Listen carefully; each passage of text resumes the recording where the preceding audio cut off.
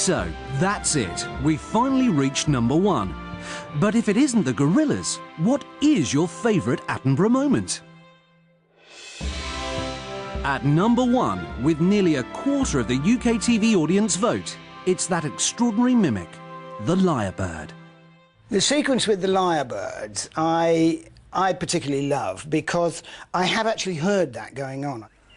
What bird has the most elaborate, the most complex, the most beautiful song in the world? Well, I guess there are lots of contenders, but this bird must be one of them. The superb lyrebird of Southern Australia.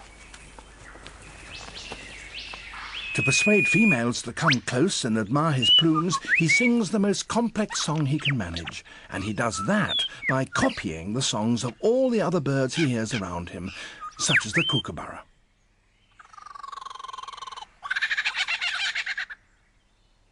It's a very convincing impersonation.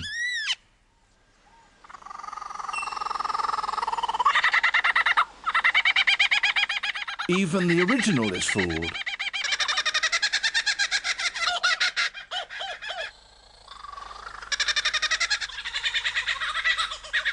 He can imitate the calls of at least 20 different species.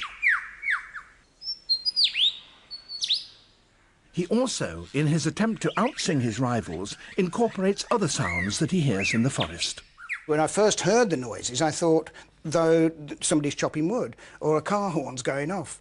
And then it suddenly goes in the middle of it, and I thought, wait a minute, and then I heard a kookaburra noise, and I realised what I was hearing was the repertoire of that particular lyrebird.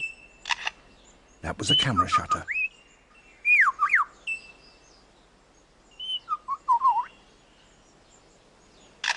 And again. And now a camera with a motor drive.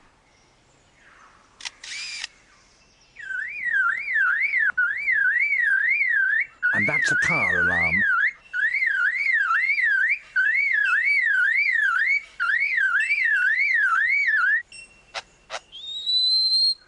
And now the sounds of foresters and their chainsaws working nearby.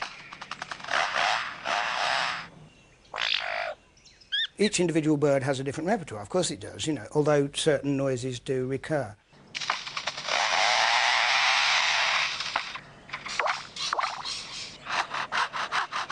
The ironic thing was that we eventually found a lyrebird that, having been imitating kookaburras and things like that, was then singing and performing in a forest that was being felled.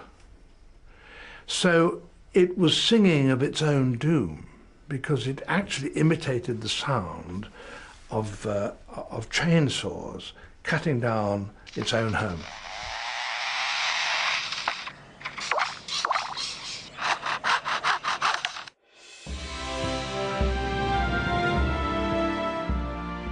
I would like to think that what I've done over the past 50 years has produced so many hours of television, 100, 150 hours of television, in which you can say, well, if you want to know what the world, the natural world, looked like at the end of the 20th century, there's a superficial but relatively coherent picture of the animals and the plants, the seas and the forests, and the mountains and the glaciers of planet Earth at that time.